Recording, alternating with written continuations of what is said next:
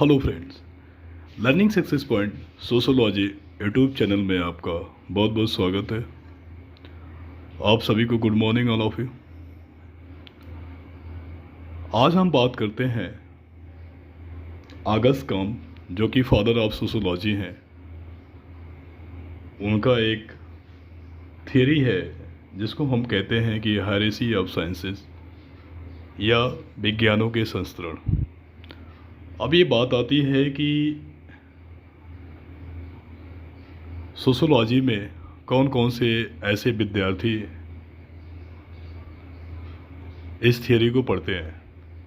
तो सबसे पहले हम बात करते हैं जो बीए सोशोलॉजी कर रहे हैं, उनके भी सिलेबस में हायरेसी ऑफ साइंसेस है, बेसिक कंसेप्ट ऑफ सोशोलॉजी या इंट्रोडक्शन टू सोशोलॉजी में है। और उसके बाद जो एमए सोशोलॉजी या सोशोलॉजी से पीजी कर रहे होंगे, फर्स्ट सेमेस्टर में भी या फर्स्ट ईयर में भी उनके सिलेबस में आगस्ट कॉम्ते की यह सिद्धांत है जिसको हम विज्ञानों के संस्करण कहा जाता है। अब बात आती है कि ये तो हो गए यूजी और पीजी लेवल पे। यह हमेशा आगस्ट कॉम की थियरी जो NTA, net JRF, PGT, TGT, assistant professor, PhD, मतलब ये कहा जाए कि सोशोलॉजी के ऑल स्टूडेंट्स के लिए होता है, जो कि बहुत ही इम्पॉर्टेंट है। विज्ञानों के संस्करण जैसे एक और सिद्धांत है चिंतन के त्रिस्तरीय नियम। तो हम बात करते हैं विज्ञानों के संस्करण के बारे में, जो कि आगस्ट कॉम का सिद्धांत है। विज्ञानों का संस्करण का मतलब ये होता है कि समाजशास्त्र को भी वो विज्ञान बनाना चाहते थे और विज्ञान भी बनाए थे। उन्होंने सिद्धांत दिया, बताया कि आगस्ट कॉम्ते ने समाजशास्त्र को एक विज्ञान के रूप में स्थापित करने के लिए एक सिद्धांत प्रतिपादित किया जिसे हम विज्ञानों का संस्करण कहा जाता है। उन्होंने कहा कि जिस प्रकार समाज का विकास बौद्धिक विकास के आधार पर एक स्तर से दूसरे स्तर और दूसरे स्तर से तीसरे स्तर में हुआ, उसी प्रकार समाज में पाए जाने वाले प्राकृतिक विज्ञानों का भी विकास एक विज्ञान से दूसरे विज्ञान, दूसरे विज्ञान से तीसरे विज्ञान और तीसरे विज्ञान से चौथे विज्ञान इत्यादि रूप में हुआ।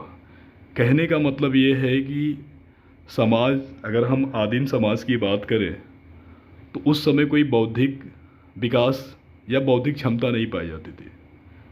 जब बौद्धिक क्षमता नहीं पाई जाती थी या बौद्धिक विकास नहीं हुआ तो उत्पादन के साधन भी नहीं मिला था।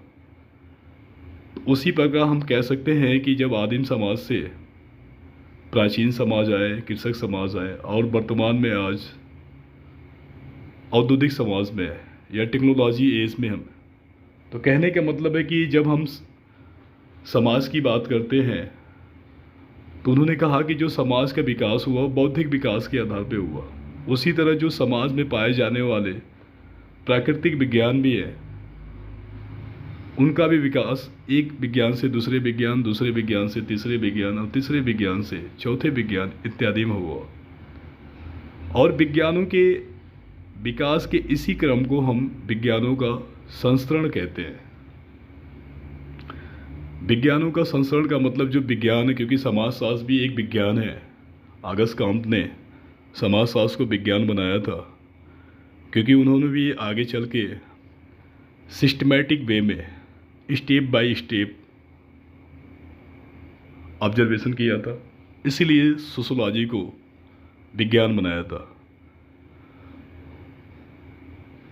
कहने का मतलब ये है कि जिस प्रकार हमने आपको उदाहरण के रूप में बताया कि जब धरती पे मानव आए थे तो उस समय किसी प्रकार का कोई समाज नहीं पाया जाता था, न कोई परिवार का कंसेप्ट था, न ये पता था कि जब परिवार नहीं है तो संस्था नहीं था, बस इतना पता था कि जब धरती पे मानव आए थे, तीन चीज़ लेके आए थे: भूख, सुरक्षा, काम वासना।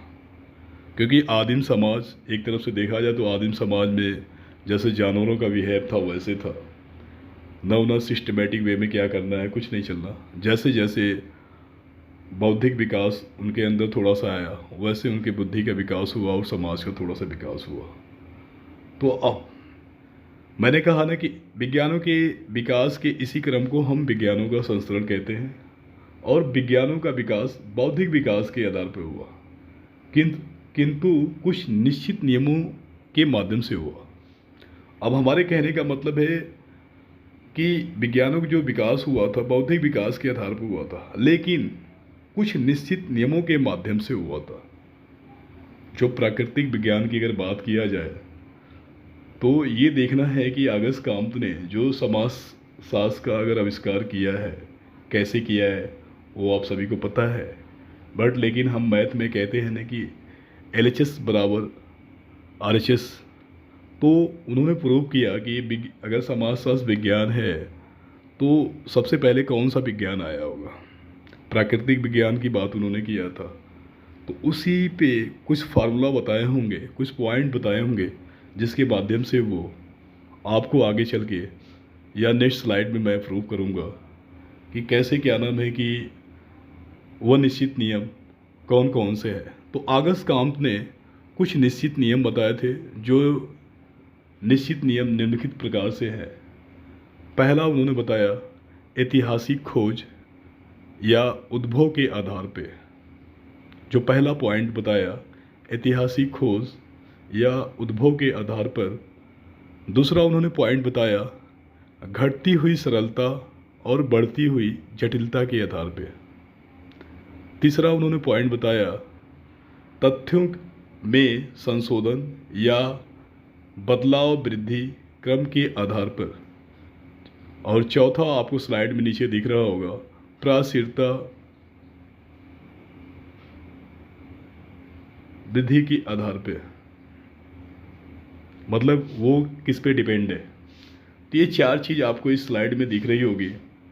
और हम आगे चल के, क्योंकि यही अगस्त काम्त ने विज्ञानों के संस्करण में यही 4 पॉइंट बताए हैं, जिसके माध्यम से हम देखेंगे कि अगस्त काम्त ने पहला विज्ञान जो प्राकृतिक विज्ञान की बात करते हैं वो कौन सा ऐसा विज्ञान है।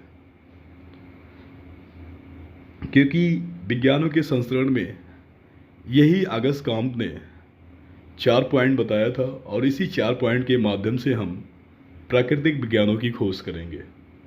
देखेंगे कि आगे कौन कौन से ऐसे विज्ञान हैं, और समाजशास्त्र जो प्राकृतिक विज्ञान है वो चौथे स्थान पे आता है।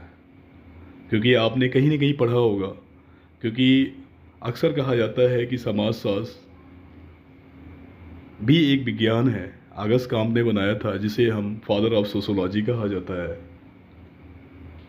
क्योंकि BA के बच्चे बहुत से ये कहते हैं कि वो सोशोलॉजी लेते हैं इस बेस पे कि चलो हम समाज के बारे में जो जानते हैं, समाज में रहते हैं, उसके नियम कानून है, जो भी उसके कल्चर है, ट्रेडिशंस है, मोर है, उसके बारे में हम सब जानते हैं। उस बेस पे वो BA में एडमिशन्स ले लेते हैं, और बाद में जब वो पढ़ते हैं तो उन्हें समझ में आता है कि जो थिंकर है, वो सिद्धांत है, उनके कंसेप्ट कुछ और है। तो इसलिए मैं कहना चाह रहा हूँ कि एक चीज़ तो मैंने क्लियर कर दिया कि जो समाज का विकास हुआ है कहीं न कहीं बौद्धिक विकास के आधार पे हुआ है, और जो समाज में पाए जाने वाले जो प्राकृतिक विज्ञान है वो कहीं न कहीं जिस प्रकार समाज एक स्तर से दूसरे स्तर, दूसरे स्तर से तीसरे स्तर में हुआ, उसी प्रकार प्राकृतिक विज्ञान भी जो है एक विज्ञान से दूसरे विज्ञान, दूसरे विज्ञान से तीसरे विज्ञान में हुआ है। तो हम देखना चाहते हैं कि जो पहला प्राकृतिक विज्ञान था कौन है। अब पहला नियम क्या था? ऐतिहासिक खोज या उद्भव के आधार पे। आपने देखा होगा कि तीसरे स्लाइड में मैंने एक चीज़ बनाया कि चारों नियमों के अनुसार गणित पहला प्राकृतिक विज्ञान है। तो सबसे पहले हम ये पता करते हैं कि जो पहले नियम के अनुसार ऐतिहासिक खोज में शून्य की खोज हुई थी। जब शून्य की खोज हुई थी तो शून्य से गणित का विकास हुआ था। इसलिए हम कह सकते हैं कि ऐतिहासिक खोज या उद्भव के आधार पे, शून्य के आधार पे गणित का विकास हुआ था, इसलिए हम कह सकते हैं कि सबसे पहले शून्य की खोज हुई और शून्य से ही गणित का विकास हुआ। दूसरा उन्होंने बताया था कि घटती हुई सरलता या तो बढ़ती हुई जटिलता के आधार पर। दूसरे नियम के अनुसार क्योंकि गणित निश्चित नियमों पर आधारित है, इसलिए गणित सबसे सरल विज्ञान या विषय माना जाता है। बात आती है कि जैसे आप LKG से लेके हाई स्कूल तक आप मैथ पढ़े होंगे, तो आपको लगता हो कि हम किसी भी फार्मूले पे हम जो भी क्वेश्चन आता है आप फार्मूले पे रखते हैं, फार्मूला बेस होता है और तुरंत उसका आंसर जो भी है वो आ जाती है। प्रूव करने वाली होती है तो आप प्रूव भी कर लेते हैं कि उसका मान इतना आ गया, इसका मतलब ये कि सही है। आपको शुरू में लगा होगा LKG से 10 तक, लेकिन जैसे ही आप इंटरमीडिएट में जाते हैं तो आपको लगभग मैथ्स के 5 पेपर पढ़ने पड़ते हैं, जिसमें trigonometry, geometry, calculus, algebra, arithmetics. तो ऐसे लगता है कि हम जैसे जैसे आगे बढ़ते हैं हमारी समस्याएं जटिल होती है, लेकिन शुरू में तो हमको लगता है कि मैथ कितना आसान था। तो ये चीज़ क्लियर हो गई कि जो दूसरा नियम था घटती हुई सरलता बढ़ती हुई जटिलता के आधार पर। तीसरा था बदलाव, वृद्धि या क्रम वृद्धि के आधार पर। तो तीसरा जो नियम था, क्योंकि तीसरे नियम के आधार पर गणित में तथ्यों के संशोधन की कोई संभावना नहीं है। संभावना इसलिए तथ्यों के संशोधन में इसलिए संभावना नहीं है क्योंकि फार्मूला बेस है, सूत्रों पे डिपेंड है, तो इसलिए गणित में कोई चेंजिंग नहीं होती है। आपको पता है कि 1 + 1 = 2 ही होता है, तो 1 + 1 = 3 नहीं हो सकता। अगर हम इसको देखा जाए sin² theta plus cos² theta = 1 होता है, तो आप इसे प्रूव करना चाहें तो आप प्रूव भी कर सकते हो। LHS = RHS। तो कहने का मतलब है कहीं ना कहीं हम फार्मूला बेस है, इसलिए इसमें तथ्यों के संशोधन में कोई संभावना व्यक्त नहीं की जाती है। चौथा उसने बताया था कि प्राचीनता वृद्धि के आधार पर है। चौथा नियम के अनुसार गणित किसी पर आश्रित नहीं है, क्योंकि शून्य से विकास हुआ है तो इसलिए किसी पे आश्रित नहीं है। अतः चारों नियमों के अनुसार हम कह सकते हैं कि गणित पहला प्राकृतिक विज्ञान है। तो ये चीज़ क्लियर हो गई। आप चारों जो पॉइंट बताए थे अगस्त कांत ने, उस बेस पे आप विज्ञान को रखेंगे तो आपको चीज़ें क्लियर हो जाए, क्योंकि सबसे पहले संसार में शून्य का ही आविष्कार हुआ था। जब शून्य का आविष्कार हुआ था तो हम कह सकते हैं कि शून्य से ही गणित का विकास हुआ। दूसरे नियम के अनुसार हम कह सकते हैं कि क्योंकि गणित एक निश्चित नियमों पर आधारित है, इसलिए गणित सबसे सरल विषय माना जाता है। तीसरे नियम के आधार पर गणित तथ्यों के संशोधन की कोई संभावना नहीं होती है। और चौथे नियम के अनुसार गणित किसी पर आश्रित नहीं है, इसलिए हम कह सकते हैं कि चारों नियमों के अनुसार गणित पहला प्राकृतिक विज्ञान है। तो आपको क्लियर हो गई होगी।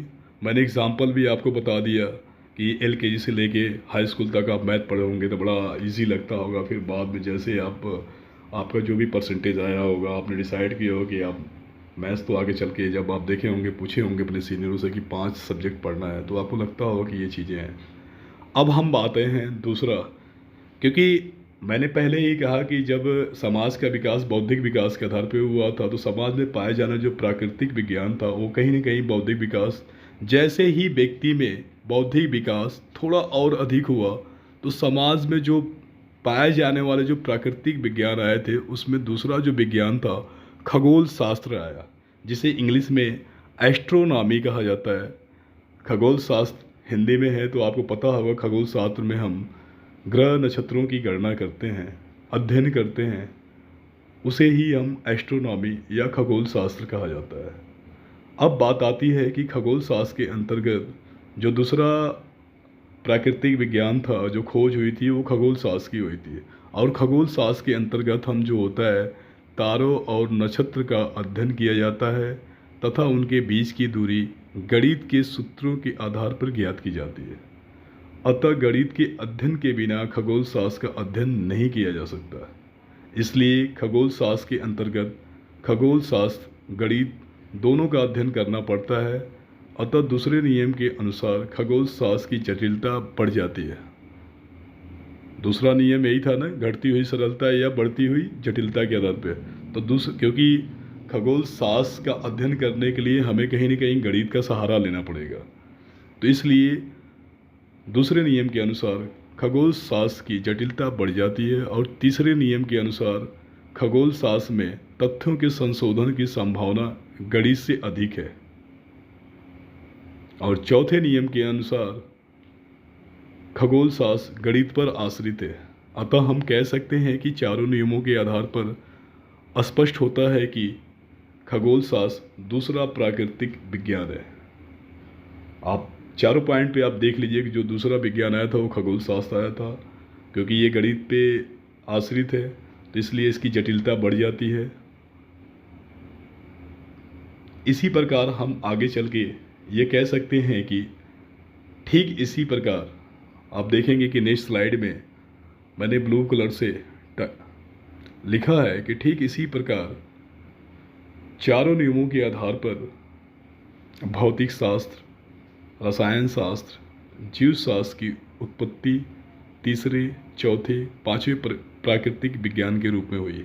कहने का मतलब है कि पहला प्राकृतिक विज्ञान गणित था, दूसरा प्राकृतिक विज्ञान खगोल शास्त्र रहा, और जैसे ही व्यक्ति का विकास और अधिक हुआ तो तीसरा जो विज्ञान आया था वो भौतिक शास्त्र आया था।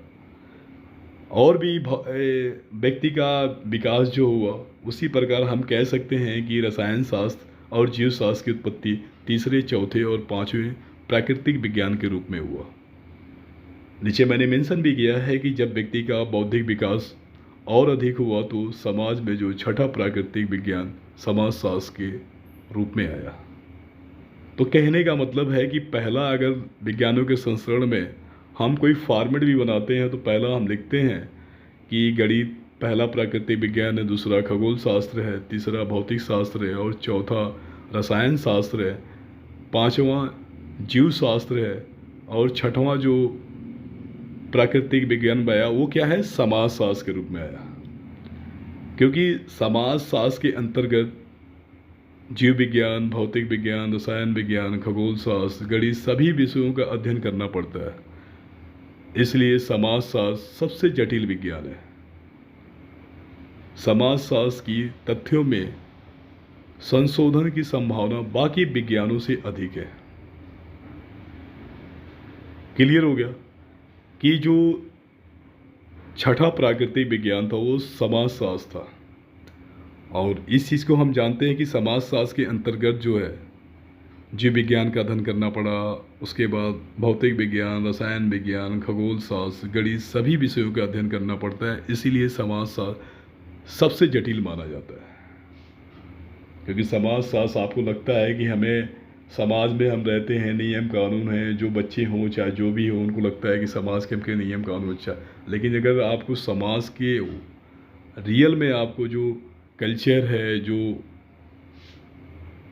उसको अगर फॉलो करना हो, चाहे ट्रेडिशन के रूप में जो पहनावा हो चाहे जैसे भी है, वो चीज़ जो आपकी चल रही है वही है, अगर उसको फॉलो करें तो आपको लगता है कि बड़े टफ है, शायद हम अपने आप में चेंजिंग कर लेंगे। तो इसीलिए हम कहते हैं ना कि समाज शास्त्र जितना देखने में आसान लगता है उतना ही जटिल विज्ञान माना गया है। क्योंकि पहला प्राकृतिक विज्ञान गणित था, दूसरा खगोल शास्त्र था, तीसरा भौतिक शास्त्र था, चौथा रसायन शास्त्र, पांचवा जीव शास्त्र और छठवां प्राकृतिक विज्ञान के रूप में समाज शास्त्र आया। तो मैंने इसलिए लिखा है कि इसलिए समाज शास्त्र सबसे जटिल विज्ञान है। समाज शास्त्र की तथ्यों में संशोधन की संभावना बाकी विज्ञानों से अधिक है, इसीलिए समाज शास्त्र उपरोक्त सभी विज्ञानों पर आश्रित है। इसलिए अगस्त काम्त ने कहा कि समाज शास्त्र सभी विज्ञानों की रानी अर्थात महारानी है। ये आपको क्वेश्चन हमेशा पूछता है वन लाइनर क्वेश्चन में कि समाज शास्त्र सभी विज्ञानों की रानी है अर्थात महारानी है, यह कथन किसने दिया? 4 options Auguste Comte, John Stuart Mill, Max Weber, Karl Marx. लेकिन आप इसको हमेशा ही नोट कर लीजिएगा कि समाज शास्त्र सभी विज्ञानों की रानी अर्थात महारानी है, यह अगस्त काम्त ने खुद कहा था। क्योंकि आपको पता है कि समाज शास्त्र को अध्ययन करने के लिए इससे पहले हमें 5 प्राकृतिक विज्ञानों का अध्ययन करना पड़ेगा, क्योंकि ये 5 विज्ञानों पे आश्रित है। इसीलिए समाज शास्त्र सबसे जटिल विज्ञान माना गया है, क्योंकि इसमें तथ्यों के संशोधन की जो संभावना है बाकी विज्ञानों से अधिक है। जैसे अगर कहे मैथ में अगर फार्मूला पे आप रखे या जो मान आ गया वही सही है, आप LHS बराबर RHS कर दिए प्रूफ, तो आप मैथ सही हो गया। एस्ट्रोनॉमी में भी क्योंकि कहीं ना कहीं वो मैथ पे डिपेंड है, गणित के फार्मूले के बेस पे है। आपको फिजिक्स में भी वही दिख रहा है, फिजिक्स भी फार्मूला बेस पे है, मैथ और प्रैक्टिकल है। केमिस्ट्री भी आप देख लो, जब आपको पता है कि हाइड्रोजन के 2 भाग और ऑक्सीजन के 1 भाग जब हम रिएक्शन कराएंगे तभी पानी का H2O बनेगा। तो कहीं ना कहीं डिपेंड है। समाजशास्त्र में हम जितने भी ह्यूमैनिटीज एंड सोशल साइंस में PhD करते हैं, रिसर्च करते हैं, तो हम पॉसिबिलिटी व्यक्त करते हैं कि इतना हो सकता है नियर अबाउट। इसीलिए बाकी विज्ञानों की अपेक्षा समाजशास्त्र में काफ़ी संभावनाएं व्यक्त की जाती है। अब हम बात करते हैं, क्योंकि अगस्त काम महोदय ने समाजशास्त्र का तो निर्माण कर दिया, क्योंकि समाजशास्त्र का 1838 में उन्होंने निर्माण कर दिया। आपको पहले ही पता है कि समाजशास्त्र कैसे बना था, लेकिन वो हम जो हमारा सिद्धांत है हायरेसी ऑफ साइंस या विज्ञानों का संसरण का सिद्धांत जो अगस्त काम ने दिया है, हम वो पढ़ रहे हैं। लेकिन उन्होंने सोचा कि क्या नाम है कि समाजशास्त्र का तो हमने निर्माण कर दिया, और समाजशास्त्र वहीं से जो है पूरी दुनिया में आते आते 19वीं शताब्दी तक आते आते पूरी दुनिया में समाजशास्त्र एक इंडिविजुअल रूप की अध्ययन होने लगा। मतलब कहीं ना कहीं चाहे वो पहले जो समाजशास्त्र था किसी न किसी सब्जेक्ट में, एंथ्रोपोलॉजी में, कहीं न कहीं किसी विषय में कंट्रीब्यूट था, लेकिन 1838 के बाद समाजशास्त्र इंडिविजुअल रूप से एकल विषय के रूप में पूरे संसार में फैल गया। और वहीं से हम कोई सोशोलॉजी में स्पेशली आगे पढ़ाई किया है, UG किया, PG किया, PhD किया। तो ये बात तो सही है, लेकिन उसके बाद उन्होंने, आपने देखा होगा नेक्स्ट स्लाइड के ऊपर लिखा है आचार शास्त्र नाम का 7वां विज्ञान, क्योंकि अब तो उन्होंने एक विज्ञान बना दिया था, इंडिविजुअल विज्ञान बना दिया था समाजशास्त्र को, लेकिन समाज में कुछ चीज़ें और थी जो मैंने मेंशन किया है। कुछ समय पश्चात उन्होंने आविष्कार कर दिया, खुश हो गए आगे चल के। तो एक बार उनके मकान पे एक महिला उनकी मित्र थी जो तलाकशुदा थी, और उन्हीं के घर पे बिना शादी किए रहने लगी। तो सीधी सी बात है कि बिना शादी किए एक तलाकशुदा महिला है और उनके साथ रहने लगी है, तो कहीं ना कहीं समाज में बुराई तो होगी कि एक समाज एक तरफ जो है कि अगस्त काम महोदय समाज का निर्माण भी कर रहे हैं और दूसरी तरफ समाज का खंडन भी कर रहे हैं। एक तरफ बना भी रहे हैं और एक तरफ तोड़ भी रहे हैं। तो इसलिए लिखा है कि कुछ समय पश्चात अगस्त काम के संपर्क में एक क्लाउडीला डी बोस्के नाम की तलाकशुदा महिला आई, क्योंकि अगस्त काम की अच्छी मित्र बन गई और दोनों बिना विवाह किए साथ साथ रहने लगे। तो समाज ने इनका विरोध किया। मैंने पहले ही बता दिया, इन्होंने सोचा कि समाज की घटनाओं के अध्ययन के लिए तो मैंने एक विज्ञान प्रतिपादित कर दिया जिसे हम समाजशास्त्र कहते हैं, लेकिन मानवता और नैतिकता के लिए एक अलग से विज्ञान प्रतिपादित करना चाहिए। तो उन्होंने एक आचार शास्त्र का नाम दिया। जो 7वां विज्ञान था प्राकृतिक, वो आचार शास्त्र नाम का 7वां प्राकृतिक विज्ञान प्रतिपादित किया, और इसके द्वारा मनुष्यों में मानवता और नैतिकता का विकास करना चाहा। परंतु उन्होंने सोचा कि मेरा यह विज्ञान मनुष्यों तो कैसे पहुँचेगा, तो उन्होंने समाजशास्त्रियों को मानवता के धर्म का पालन करने की सलाह दे डाली और कहा कि मानवता का विकास करिए। इसीलिए अगस्त काम को मानवता के पुजारी की संज्ञा भी दी गई है। अगर ये भी क्वेश्चन पूछा जाए कि मानवता के पुजारी की संज्ञा किसे दी गई है, Auguste Comte, John Stuart Mill, Emile Durkheim, Karl Marx. लेकिन आप ये नोट कर लीजिएगा, क्योंकि मैं पहली बार अपने चैनल पे PPT के माध्यम से पढ़ा रहा हूँ, क्योंकि आगे चल के आपको बहुत बेनिफिट मिलेगा। आप चाहे तो डाउनलोड भी कर सकते हैं और आपको ये चीज़ें एक किताब में कहीं नहीं मिलेगी। तो इस चीज़ को आप ध्यान रखिएगा कि जो 7वां प्राकृतिक विज्ञान था वो आचार शास्त्र था। क्योंकि आचार शास्त्र की अगर बात किया जाए तो आप देखे होंगे कि हमारे यहाँ भारत में एक बैकअप सीट मूवी बनी थी जो लिविंग रिलेशनशिप की बात की गई थी कि बिना शादी किए 18 की लड़की हो और 21 का लड़का है एक साथ रह सकते हैं। वो उसी की बात की गई जो 2010 में वो बॉलीवुड में मूवी आई थी रणबीर कपूर की और कोंकणा सेन शर्मा की। क्योंकि हमारे देश में कुछ भी कोई नियम कानून बन के आता है उसके बाद कहीं ना कहीं बॉलीवुड वाले टॉलीवुड वाले कहीं ना कहीं मूवी बनाई देते हैं। तो कहने का मतलब है कि वो चीज़ क्लियर हो गई कि इसीलिए अगस्त खान को मानवता का पुजारी भी कहा जाता है। इसको भी नोट कर लीजिए। अब आती है नेक्स्ट स्लाइड पे। आपने देखा होगा इस पे लिखा है कि निष्कर्षतः हम तो कह सकते हैं कि कांट द्वारा प्रतिपादित प्रत्यक्षवाद एवं मानवता दोनों एक दूसरे के विरोधी है। निष्कर्षतः हम कह सकते हैं कि अगस्त खान द्वारा प्रतिपादित प्रत्यक्षवाद एवं मानवता दोनों एक दूसरे के विरोधी है। इस प्रकार मानवता के विकास के द्वारा उन्होंने स्वयं अपने प्रत्यक्षवादी विचारधारा की निर्मम हत्या कर दी। इसीलिए जो उनके शिष्य थे जॉन स्टुअर्ट मिल ने उनके विषय में कहा था कि प्रत्यक्षवाद का जन्मदाता ही सबसे कम प्रत्यक्षवादी निकला। ये भी स्टेटमेंट है, ये स्टेटमेंट जॉन स्टुअर्ट मिल का है। हमेशा क्वेश्चन पूछा जाता है, चाहे पीजीटी में हो, एनटीए में हो, असिस्टेंट प्रोफेसर के एग्ज़ाम में हो, कहीं ना कहीं ये क्वेश्चन जरूर पूछा जाता है। और बीए के बच्चों को भी पूछा जाता है। कभी इसी तरह दे दिया कि प्रत्यक्षवाद का जन्मदाता ही सबसे कम प्रत्यक्षवादी निकला। ये किसने कहा था उसके बारे में लिखिए। कहीं ऑप्शनल दे दिया तो आपको क्लियर हो गया, 4 ऑप्शन में दे दिया जॉन स्टुअर्ट मिल है, लेकिन आपको पढ़े होंगे तभी आप टिक मारेंगे। अदरवाइज आप नहीं पढ़े होंगे तो आप टिक नहीं मार सकते हैं। तो इसलिए आप इस चीज़ को ध्यान दीजिएगा।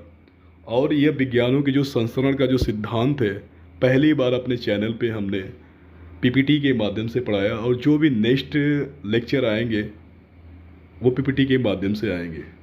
तो इस चीज़ को आप ध्यान दीजिएगा। Thank you so much. आपका दिन शुभ हो। आपको बहुत बहुत धन्यवाद। Thank you so much.